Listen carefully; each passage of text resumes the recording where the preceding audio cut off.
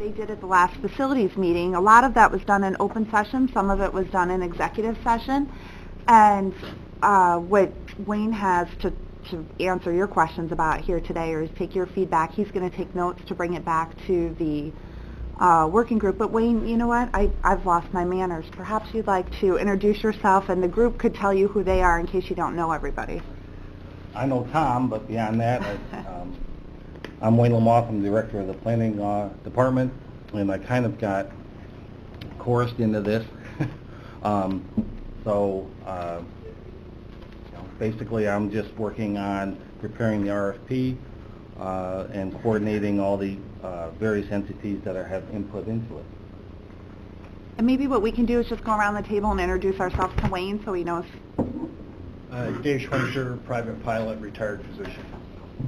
You know me, Wayne? Yes, I do. Wayne? Matt McDonald. I think I met you once. Steve Abbott, General Manager for Rich-Air, the airport. Travis Whitehead. And you know Ross and Jeff and Supervisors Simpson, Sokol, and of course the Post-Star. And Mary, I know, is part of your working group. Our county administrator has been kind of in and out and helping us provide the information to this group. So that you know, Wayne, about a year in November, this group was formed to talk about specifically this topic. And so we've been meeting, with the exception of 1 month, I think back in February, we've been meeting on a regular basis. Everybody here are they're all volunteers. It was formed so that you had a group of experts that could provide technical advice to you that all had an interest in the airport in one way or the other and in our community. So I think you've got a great group in front of you that only wants to help in this process and provide feedback in a way that perhaps some of our members on the facilities group are not able to. So what we wanted to do, and you guys have received the email from Friday and those 26 items, is it? 25 items. And those are the ones that they're looking at putting in what is now an RFP process. And perhaps we could just start with that, Wayne, for purposes of this group, explaining why, in fact, it's an RFP. All right. As part of the discussion, the RFP process, as I understand it from the purchasing office, really does not allow for a lot of negotiation once someone submits a proposal in response to it. The RFQ process is much less structured in that respect. In that first you look at the qualifications, you establish a list of those that are determined to be qualified based on parameters that will be identified. There's a submission list of still being developed of the items that would have to be submitted to determine qualification.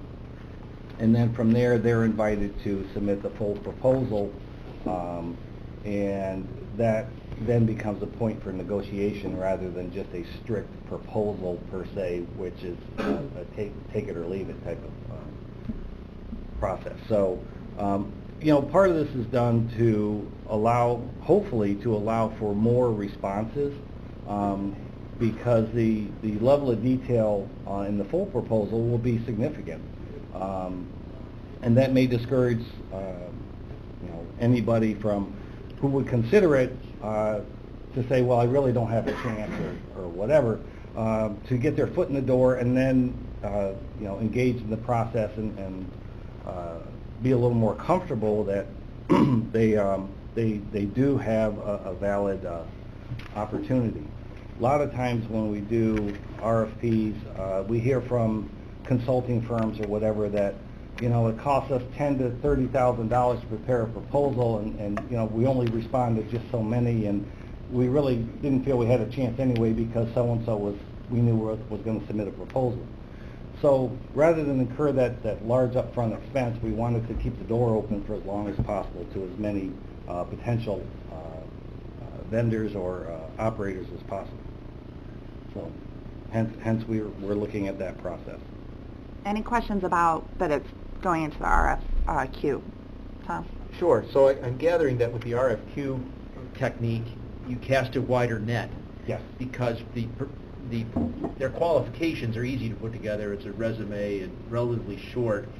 And so theoretically, if we put out an RFQ, there might be 10 potential fixed-base operators that would show interest in Warren County Airport, whereas if you go with the full RFP, you might have one or two because the cost of putting it together is so high that others drop out. Correct. That's the idea? Correct. You know, we want to engage as many as we can up front, and we just kind of feel that that two-step process will allow for that. And then we may get more respondents, you know, with a full proposal than we would if we just threw something out there and said, you know, give us paper. So once you have 10, theoretically 10 FBOs responding to your RFQ, how does the process work at that point? Who makes the next move? Well, it'd be, my understanding, it would be a review by the purchasing office to determine that it was a valid, you know, time submission and all the materials are there. And then it'd go to the facilities committee or whoever the board designates to do the reviews. At this point, I would assume it's going to be the facilities committee as the responsible entity, but, you know, the board and their process, you know, once we draft this finally, the board may denote another entity or a subgroup or, you know, Right. That's to be determined. You winnow it down to maybe 5 qualified FBOs that you like, then what happens? Then they would be invited to submit a full proposal. That's how we envision this going, you know, if they're still interested. You know, it may be also on part or all of the operation. They just want to do selected components, then that's where the negotiations come in. If you have someone who wants to do everything, but the county really likes a subset over here, then that becomes negotiation with the one who wants to do everything. You know, how does all that work? And, you know, the bottom line is that, you know, you want something that's going to be safe. You want something that's going to be cost-effective for the county and, you know, maintain the asset that is there. Alice? So if I could, an RFP needs to be very well defined. Yep. And that has become a problem here, because when we look at this, we find out every time we look at it, we have more questions than answers. The sheet only gets bigger, it seems. So the RFQ encourages negotiation. It's a more open-ended process. It seems to me that you could bring in new people along the way. It doesn't have to be 3 months, 5 months, 8 months, but it's kind of open-ended. And correct me if I'm wrong on this. So, you know, and along the way, having unsolicited proposals even is not something that is a bad thing or illegal as long as it's in the open. So I'm just kind of wondering, you know, why in October, when we had an unsolicited proposal in February, actually probably well before February, but actually in writing in February, that we didn't really kind of treat that as, okay, this is something to work on, but let's open it up to other people too. Let's go ahead and get, you know, Rich Moore, besides Rich Air, and, you know, North American, you know, and let's talk about it out in the open. But instead, you know, 8 months trying to come up with an RFP, and now it's all of a sudden decided that really, no, I guess we can't do an RFP, we're going to have to do an RFQ. So, you know, my concern from the start is we don't have a lot of time. Time is not on our side.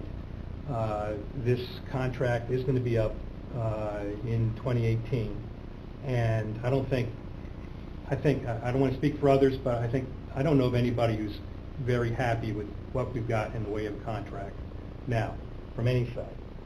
So to be stuck with that, you know, as a fallback is probably not something that anybody wants to see. So I don't know why we're not talking about all of this stuff in the open as much as we can, and you know, and why it hasn't happened before. But I think we're finally going down the right path. Any other questions regarding the RFQ? Well, I think this concept of getting all this in and input and all that, I share Travis's concern that the timeline here, we're trying to squeeze using a process that looks like a 2-year process into a year. And how do we speed that up, or how do we make this happen in an efficient, you know, productive for everybody kind of way?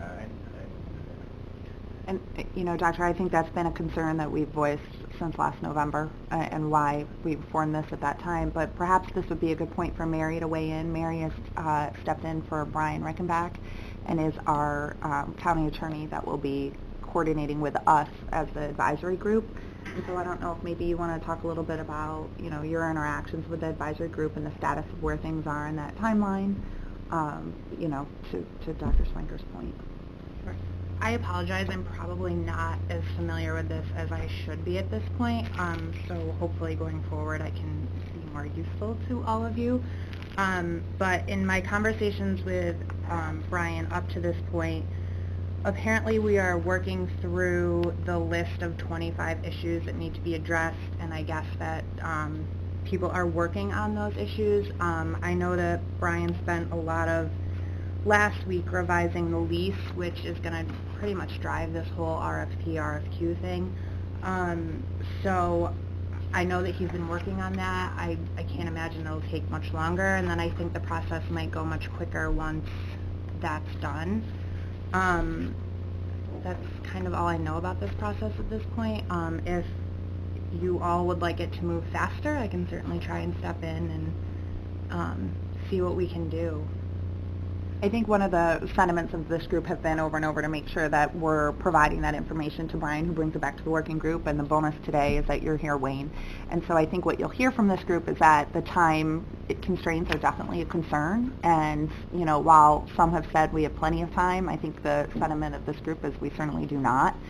And to the extent that the lease, my understanding, based on the discussions I've had with the facilities committee, is that draft of the lease will not come to us first. It will, in fact, go to the facilities committee. The Board of Supervisors will take a look at that, at those committee members, make any suggestions, changes, revisions, and then at that point, once that is done, it can come to this group for feedback, and then back to the working group. And that is the direction by which the chairman of the board has told me to expect those documents to come out. And that's to the extent of the flow chart that I'm aware of. But I think what this gives us is a good opportunity. I haven't seen a draft of that lease, and I suspect the facilities committee for the first time will see it.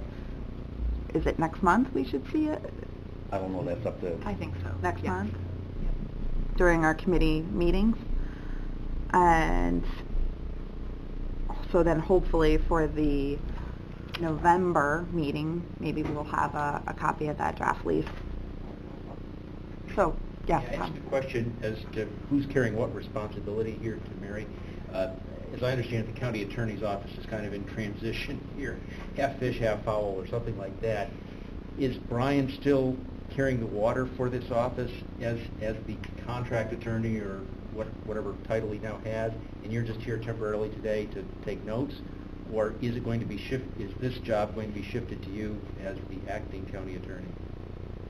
I think the direction that our office had received prior was that Brian would stay on the airport project. I don't know practically speaking if that's feasible, so maybe going forward we'll have to look into that, because he's here 2 days a week. So if we're going to have meetings on days that he's not here, it might make more sense for me to transition to the airport.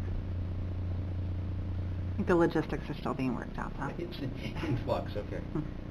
But I think this is a good opportunity for us to look at those 25. You have a copy of that in the agenda in front of you. You've also been emailed that out. And if you turn your attention to, where is it? They don't have numbers. Oh, wait, they do. There they are. 25, attachment number 2.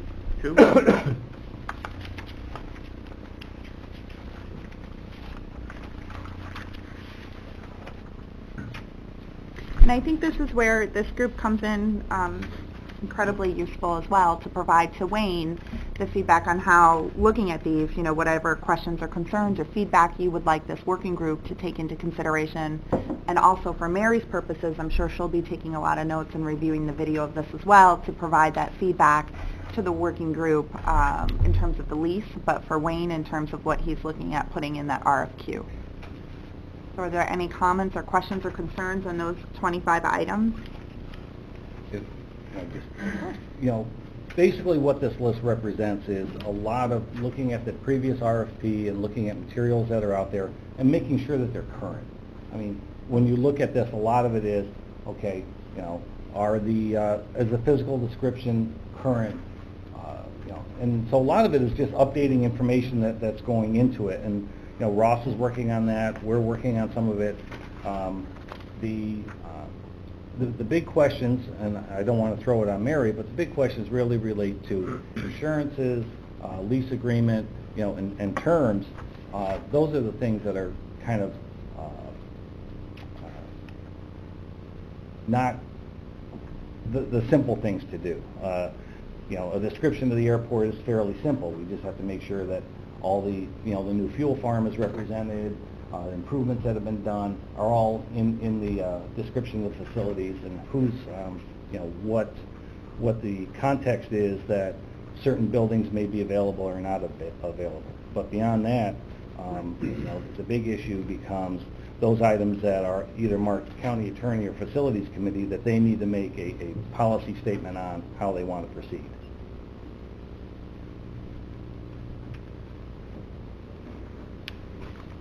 Just reading. Dr. Springer. Okay, I mean, I look at this and I see the, if you will, the need to, if you will, assemble an inventory, which is kind of what I look at this as, of what's everything at, who owns what, when, where, how, and that kind of thing. When we're looking at how we're going forward for everyone's benefit, particularly the taxpayers, actually, I'm sounding like Travis. That's a problem.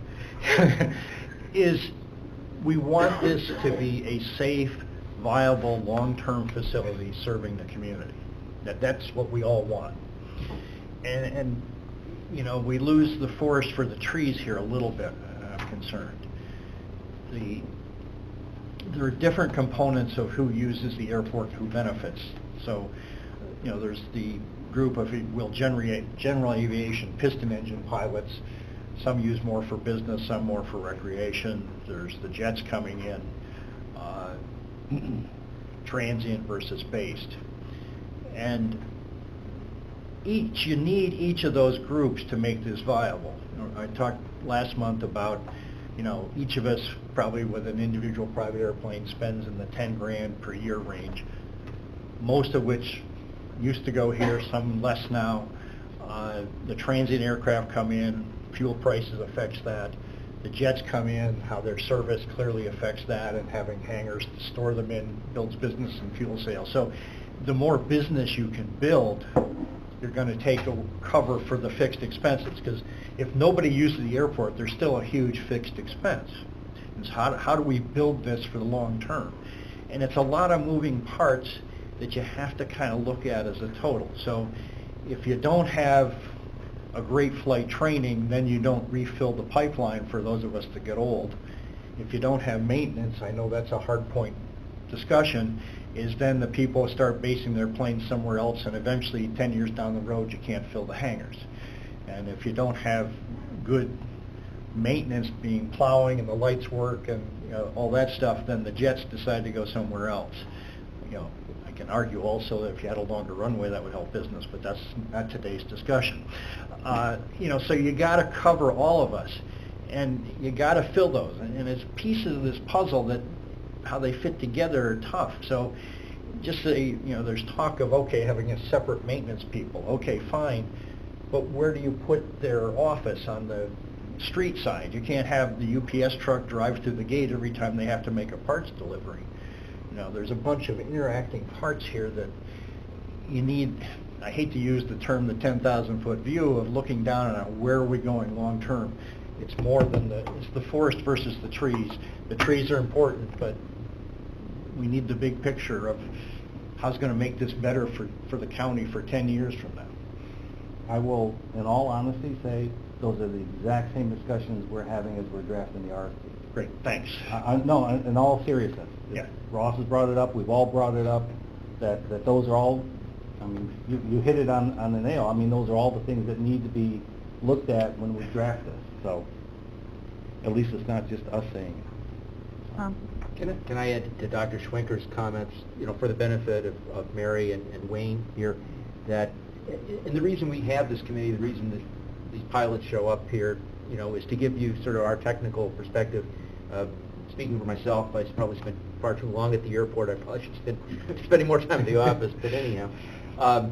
You can retire, then you can... Yeah, maybe. How much office space have you got there? Anyhow, as a local Warren County pilot, and having spent a lot of time out at the airport, I think the goals for this process of hiring new FBO and possibly privatizing maintenance be, one, safety. I mean, nobody wants anybody hurt at the airport. We want a competent FBO that follows good procedures. Right up there, number 2 is maximizing the revenue to the county. I don't know that the Warren County Airport will ever become self-supporting, just like most county roads are not self-supporting. But we certainly want to minimize the subsidy that the taxpayer provides to having Warren County have an airport. And there's no reason not to minimize that subsidy and maximize revenue. So I think that's important looking at this process. Number 3, I've pointed out to the committee before, there are intangible benefits to Warren County having a first-class airport. If you've got the CEO of a large company coming in here who might be in a position to relocate a plant or relocate an office here, we want to give a good first impression when they step off their Learjet or something. And as an example of that, some of the discussion has been talked about having maintenance be optional for an FBO. I think that should not be optional. That goes to the intangible of providing a first-class airport that's ready to do business. And there's some value there to having A&Ps, airframe and power plant mechanics. They're certified by the FAA the same way the pilots are. There's some intangible benefit to having that there for not only local pilots, but visiting pilots, visiting aircraft. And then 4th, I think we should look at economic development. I've said before that this current situation at the airport is a glass half full and half empty. We have a good FBO there. They provide good services to us.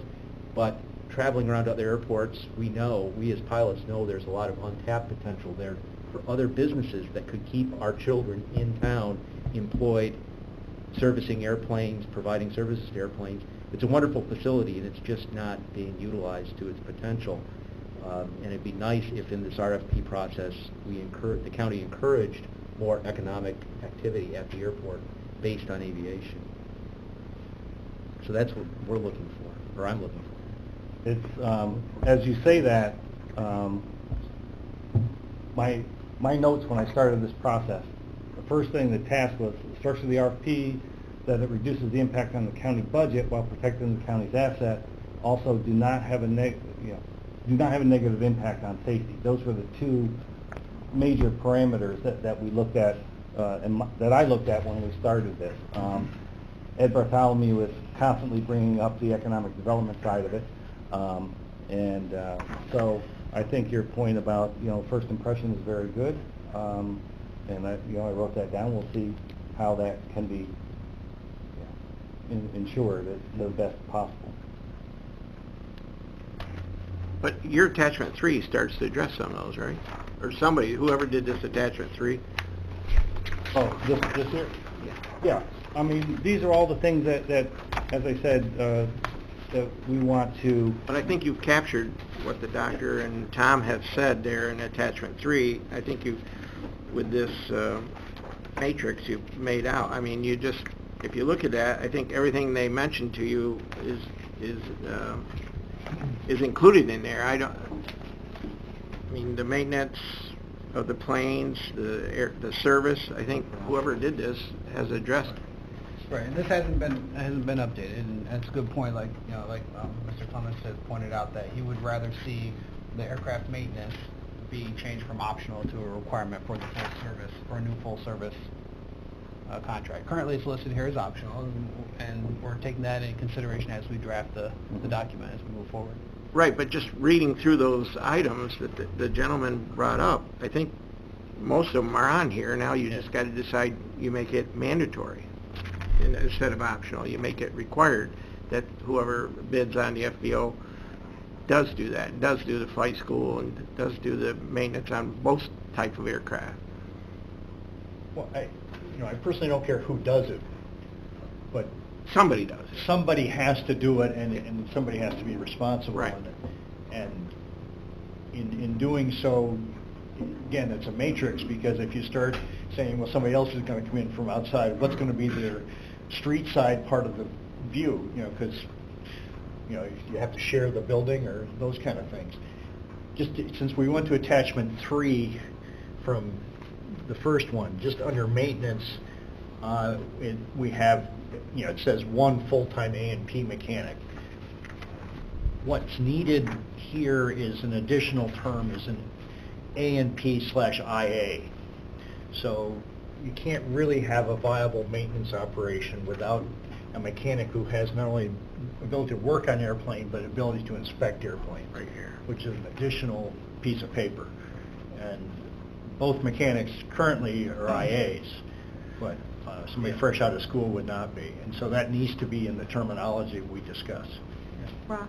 Yeah, and part of the desire to go through the RFQ process will help establish some of these requirements versus optional items, because if we go out and do an RFQ process and we identify that people only want to provide both full service and aircraft maintenance, or perhaps there are 3 companies that only want to do aircraft maintenance, that'll help guide us in the final process to let us know, Sure. do we absolutely need to make it a requirement for a full service FBO, or are there options to piecemeal aircraft maintenance to a company that wants to bring in 10 mechanics with 2 IAs? We don't know until we go through that RFQ process. That's an important point, because I think the working group is 100% on board with that. We need that, that maintenance capability. So we're really just looking at the best option, and there's, specialty companies that might want to come in and do only that.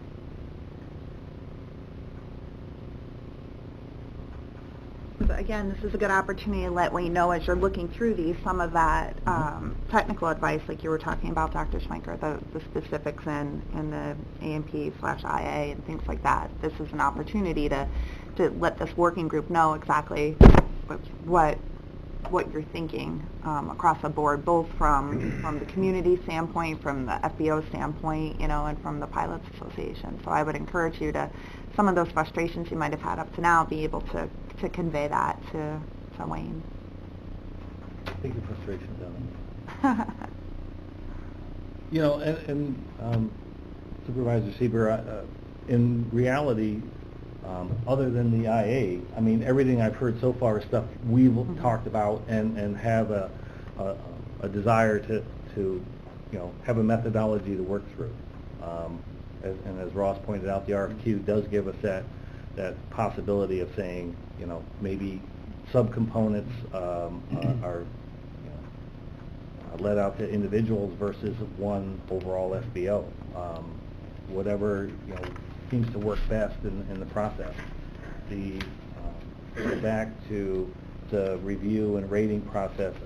That's going to be up to the board how that's done, and whether at some point this group has the opportunity to weigh in or not from a formal point at the committee. That's up to the board and the committee. So Understood. And I will just reiterate, at the Facilities Committee, which we were both at, Ross and Jeff and Kevin and many other people, including Supervisor McDonald, it was made clear that this group will have an opportunity to look at those documents before it goes out. So. Oh, and before, I'm talking after, as part of the rating and ranking and review. So. Oh, right. That has not been addressed. No. Yeah. That hasn't been addressed, and I don't know what, if any, role this group will have in that. I would hope some, certainly. Certainly the proposals that are eventually submitted and the qualifications are going to be public documents. So. Dr. Schwenker? I think the one thing else to look at that's sort of not in this, but I touched on, is that if you're going to start separating out, having a different, if you will, maintenance facility, 2 different companies, what are going to be the requirements to change the layout of the airport? In other words, if you want to build an office for, let's say, a shop, how does that interfere with parking for the restaurant? So there's going to be some airport structural issues that go with any separation of tasks here that just requires some forethought and planning and who's responsible. And that's task number 2 on our list. It's creating a map that denotes areas that are dedicated for each use. I think we have that, and you just Pretty need to much, get, yeah. you need to get that on a piece of paper, like you identified all the buildings, who owned them, and we need to get that out to everybody so they can see that, the layout. But I think also that if, for example, you were going to bring in an outside Yep. maintenance provider, they're going to want more than just the hangar. They're going to want a place for an office and, a place where somebody can deliver parts, where the UPS truck can come, and where people can park. And some of that has to be outside the gate, not inside the gate. And so that's where, that's where it gets entertaining with the existing who owns what buildings. And that's stuff that we've talked, Ross and I have talked Okay, about good. in the past, and I think part of that would be hashed out in the proposal process as well, because a firm that is interested in a specific proposal, maybe specific to the maintenance operation, Right. would be, and, essentially the county-owned buildings are all back on the table. So as part of this final RFP and our selection, we would describe which county facilities are included in that FBO contract, if there is one, or some separate contract. There's Yeah, I understand that. I just think that a separation is going to require somebody building something somewhere, Right. and where it fits in the puzzle is going to be a subject of considerable discussion. I mean, and as I Yeah, think, there's a couple exhibits that are going to be prepared. Okay, I've all spent right. a big part of my time working on the exhibits and the graphics. I'm a big fan of using graphics and aerial imagery and drawings to depict what is available. And those are the existing airport layout plan, which is an existing document that's already predefined development areas. And then we're going to be working on the hangar development site, so another piece that shows where there's other development potential at the airport for any proposer that wanted to come in there. And then for the existing facilities, we're clearly identifying using imagery to show these are exclusive use areas and these are non-exclusive use areas. And to clearly define that, where in the past it was left up to a paragraph in a lease agreement, we're going to visually depict those different areas of responsibility and exclusive areas versus non-exclusive areas.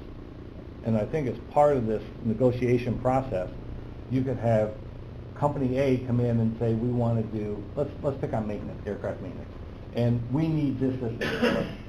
Company B says, we need this, this, but we also need this. So that's part of the negotiation, is how you say, who gets to use what, how they access, and I until you know, I'm not one who wants to say to a private business, this is how you have to do business. You tell us how you need to do it, and we'll try to accommodate it as much as possible and facilitate that. But we don't want to put someone out of business before they start. Absolutely. If I could kind of expand on that, I think that you're hitting just exactly the right point. One of the dangers here is that whoever bids on this is going to want to make a profit. We hope they do, right? And because it'll get them coming back down the road. And we have seen where a lot of the money is made on the fuel. It's very obvious that 80-90% of the money is made on the fuel there. But it's also obvious, and it wasn't so obvious to me until I talked to the pilots, but it's also obvious to me that things like maintenance are needed at a certain minimum level is required. And that might actually have to be a loss leader. That might be something that costs money. If you allow a person to say, yeah, I'll choose this one, I'll just cherry pick these things, now you have a problem. So the county is in a very good position in that they own the maintenance building. And they can, if they want, rather than give it to, right now, Rich Schermerhorn has it. Maybe he doesn't really care about that part of it, and it's really not. So if he didn't have that, it really wouldn't matter to him either. But you could go ahead and offer that to somebody else, and I'm just, saying, for instance, North American, that has, maybe 8 people over in Saratoga, and offer them a facility at a very attractive price, and they'd say, well, you know what? You could probably move some of that work over there. We're getting at an attractive price. Now you've got the people there that take care of that O-ring when you need it, but they could be working in the background on some repairs and stuff that could have been done over in Saratoga. Now, they're not going to do that if they have to pay a very large fee for that building, but that's something the county can go ahead and look at when they adjust and say, yeah, maybe we'll lease that to you for a very attractive, this piece, very attractive. We know it's going to be a loss leader, but we also know it's needed. No. And that's why we're doing the RFP process, because it allows for all that give and take. And, that's what we have to weigh. And I think, as has been said, the focus is on providing, a range of full services. How is the best way to do that? And that may end up being, 3 different entities out there rather than just one full service FBO. We'll have to go through the process and see. And Wayne, I assume too, when it comes in for purposes of review and rating, we'll have that backup documentation from other counties. Like if we're talking about fuel, we'll know Saratoga and other places how much they use, how much the county gets off of, if the county is seeking a revenue from that, what that amount is. The backup documentation to make a good evaluation of it comparatively to other counties that are similar to ours. I'm assuming that will be available to us as an analysis. Right now, Ed Bartholomew did some comparison of commissioned a report through EDC of the surrounding airports, and right now that's all I have. Now, I mean, there's published prices out there that Ross has access to, but certainly we'll, if we need some additional information, we'll try to procure it. And again, I think it speaks to the time frame, because I can imagine we're going to have a lot of questions as they start to come through and want that type of research and documentation. So, Rich? Yeah, back in February, when we proposed to expand the FBO duties to include field maintenance, is that going to be rolled into the RFQ as well? That's a good question. I had that question too. To do the, you mean the plowing and the Yes. As part of the RFP process, there will be a proposal to privatize the maintenance of the facility. Whether that, what form that's going to take at this point, I don't know, but I think there's some safety issues that we have to look at, but the chairman has asked that we include that, so I think that may be part of it. We'll see how things flesh out. Yeah, so we're developing and updating the standards for that maintenance. Ross went through a few years back and did a pretty comprehensive report and briefed the board on it. So we're updating that. And then as to whether it's included in the final RFP would be a decision of the facilities committee. Right. And as to whether the county wants to privatize that in the end would be a decision point. But we're developing it as if it can be an option in the RFP. Right, and precisely. I mean, and that's, you see on this 25-point list, those are some of the things in attachments that we're making sure are up to, currently up to date. Boy, that's a redundant statement. Currently up to date, yes. But we're just trying to do our due diligence and make sure that everything is accurately reflects what's there and what the county hopes to achieve.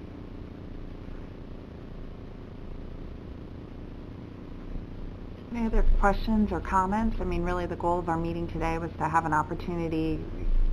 We have identified who's on the working group now, which was good progress last month. We sent on that memo, you guys all saw that, from Supervisor Sokol and myself onto the working group to convey our concern about the time frame and wanting to meet with members of the working group. So that led us to today with Wayne and Mary both here. And I just want to make sure that you've had ample time and opportunity to talk with Wayne as a representative from that group, having a lot to do with the documents that are in front of you, and then also Mary as it relates to the lease. I mean, one of the basic assumptions that we're going forward with is that we will maintain Part 139 compliance. That is one of the assumptions that we're working under.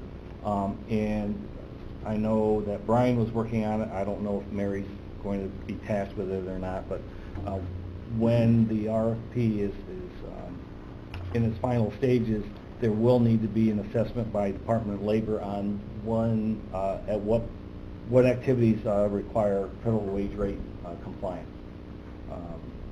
So that will be another caveat that is included in here, because part of it will be if someone does the plowing and someone does the mowing, they're maintaining a county-owned facility, that more than likely will require wage rate compliance and all the documentation that goes with that. So, going back, you mentioned the report that came out of the EDC, and I think probably the most recent one is dated January 2017, comparison of Floyd Bennett Memorial Airport with a bunch of other airports. In there, they do mention Part 139, and they do note that it can be inferred that maintaining a Part 139 certificate is more costly than not having one. Except they said that the average loss for the ones with the 139 was about twice the loss of the ones without it. So there is a cost associated with that, and there is in this attachment a list of Part 139 requirements, etc. Part 139 has to do a lot with commercial. We don't have any commercial flights. I was told that, for instance, we have firefighting people trained and such, but if we were to get a commercial flight in, 30 seats or more, they have to give us several days' notice that this is coming in, and then we have to be ready to make sure that is being staffed. I think the last time we had commercial service like that coming in was, when I was in college, and that was a very long time ago. So it probably should be looked at. There were a lot of quality airports on this list that are not Part 139 but are still well maintained, and that's something that I think should not be just. I mean, you said that you've already concluded that you want to keep it. I don't know where, on the basis of what, I don't know how that decision can be made, but it seems that there could be substantial costs associated with that, and I would hope that would be looked at a little more closely to see what the benefits truly are. Has that been done, Wayne, an analysis of the pros and cons of the Part 139? Ross, can you? Yeah, I drafted something A couple of years ago. Probably a couple of years ago that we had, it comes up regularly. Perhaps that's something that could be re-looked at throughout this working group process, that at least facilities and eventually to the airport advisory group, we could see an analysis of the pros and cons of the 139 that Travis is bringing up. Dr. Schwenker?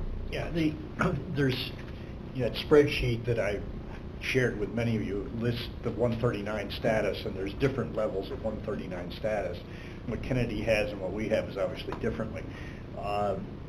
The concern I would have about dropping 139 isn't because I think somebody's going to come in here with a 737, but that in many ways, at least in past years, the 139 process or some of the equivalent things that are developing in the FAA has helped us get grants. And part of what needs to be looked at in terms of this long-term vision is how, with our staffing and the other people involved from FBO or whoever, of how we continue to maximize our grant potential. Some people out here argue, well, we don't want federal money. Well, I don't think that's the case. It comes from aviators, so we want to be able to maximize that. And 139 may be part of the way we maximize our external funding. I think you bring up a good point. I think an analysis of that, if it hasn't been done in a little while, is certainly relevant during this process. Could we ask Mr. Dewberry to share that analysis, dust it off, and share it with the committee? Absolutely. For our next meeting? Because I'm interested in that. That's a good point. I can see pros and cons. Most of the discussion really revolves around a third party doing a review of the facility once a year from a liability and just a safety standpoint. That, you know, that adds a layer of review and scrutiny that is good. You know, It's like having a joint commission come to a hospital. It's always part of our, insurance applications. It's always a question on that as well. It's important. The jet customers like to know that we have aircraft rescue firefighting services available, whether or not it's required for a commercial perceived benefit. Yep. No, I think so long as perhaps you can provide a pros and cons, and to Travis's point, how expensive is it? The EDC report has some airports that are not utilizing it, and what are those benefits or disadvantages? So, yeah, if you wouldn't mind, you can put that through to Amanda, and she can send it out to the whole group. Thank you. Other questions, concerns, comments for Wayne? No? Wayne, we appreciate you coming. I think the opportunity was just, over the last couple months, wanting to know who's on this group, who's working on it, and I also want to encourage you to utilize this group as a resource. Whether it be Mary or Jeff and Ross and the group that's working on this, because as you can tell, you have a lot of experts right here in the room that are all taking time out of their day, free of charge, to help our community, come up with the best possible option for the airport. So, are there any items that you would like on the agenda for next month? We hopefully, we'll get that pros and cons list from Ross. We'll ask Mary for the draft of the lease. Hopefully it's presented. I have absolutely zero control of whether or not that's presented to the facilities committee before our next meeting. But I think that, Mary, if you could stress that it would be ideal to have that draft lease to facilities, and then hopefully an opportunity to have it to you as an advisory group before our November meeting, that would be helpful. Anything else that you would like conveyed back to facilities, or Travis? I'd just like to mention that I made a call yesterday to Tim Hens over in Genesee County to discuss that airport that was brought up by Ed Bartholomew last time we got together. And, I introduced myself. I said, yeah, we chatted maybe 2 or 3 years ago, and he remembered the conversation. And I said, that we were talking about all of this stuff here again, and that he's probably talked to a number of people here. He says, actually, he hasn't. He says, last time I talked to anybody there was Jeff back in January. But, so I kind of found that a little interesting. But one of the things he did mention was they are not Part 139, and they have gotten $27 million in grants over the past 10 years. So, I mean, it's not that, Part 139 and grants are the same. The other conversation we had that just kind of spontaneously came up when we were talking about this situation is that, the idea of having 2 captains running the ship was a bad idea for them and a bad idea, I think, for us. And I think it's a large, concern of the kind of problems that we have now, that you have the county, you have maybe the FBO looking that he's either getting different directions or no directions at all, and frustrations that go on, and just getting rid of 2 captains not only gets rid of cost, but it makes the direction that you're going in a lot more clear. So, my feeling, and I think it was echoed by him, is that you would be probably better off either having an FBO take, large control of the facility, or have the county take large control of the facility. But there shouldn't be this fighting as far as which direction we're going. And I think that's kind of what we're having now. From that standpoint, when you see what's happened as far as revenue coming into that place, it's extremely clear that the FBO and his personal investments have caused us to go from 3 base jets to 7 base jets. And the jets are certainly the things that are bringing in the money. Mr. Schwenker, Dr. Schwenker, will, state that he might spend $10,000 a year on his plane. And, to me, that's a lot of money. But a jet costs like $2,000 an hour to operate. And there are some significant costs associated with that and opportunities for revenue. So, you know, I think Mr. Skimmerhorn's done a great job of bringing this in, you know, at the same time, he can't ignore the fact that you have other people in the county who would like to use that airport and should have every right to use that airport. And, you know, you've got to balance these two things, and this is what's making this whole thing so tricky. You know, it's become more clear to me the more time I spend on it, and I'm sure it's becoming more clear to everybody the more time they spend on it. You know, sometimes it just takes you a while to even figure out you even understand the problem. Yeah. You know, that is part of the perception, is it's hard to, perception-wise, to separate the development side versus the FBO side. And that's what we're trying to really make clear as part of this, is that we're dealing with the FBO side, not with the development side. That land is still available for development by any entity. You know, the county has ground leases with a couple different entities out there, and that will still continue. And so, yeah, I mean, that's one of the things, you know, developer versus FBO. So. Another story is that I heard yesterday from Mr. Hens that you know, while he isn't talking to Warren County, he is talking quite a bit to Chautauqua County, because they ran into a situation where their FBO pulled out on them on short notice, and, you know, left them in a lurch, you know, and now they're struggling to figure out what to do. So it is a problem, and we do want to make sure that this transition goes smoothly. And I think Mr. Hens does have a lot of experience, and he's been more than willing to spend, you know, time talking to me, and I'm sure he's more than willing to, you know, talk to any of you that might give him a call. But I'd encourage you. He has offered to come out and talk to the committee. Which one pulled out, Dunkirk or Jamestown? Dunkirk pulled out, yeah. Because the county has two. Yeah, yeah. All right, well, if it's this time there aren't any further comments or questions, do you have, Ross, or I'm sorry, Josh?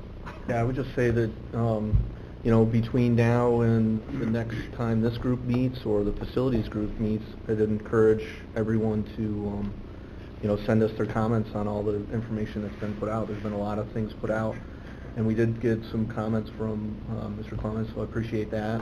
I promise you, when you send those comments to us, when we meet as a working group, we review those comments and we review the comments out of this committee, but please don't feel like you've got to wait until the next meeting to send comments. There's been a lot of information put out, and we've gotten very few comments other than, you know, the discussions in this group.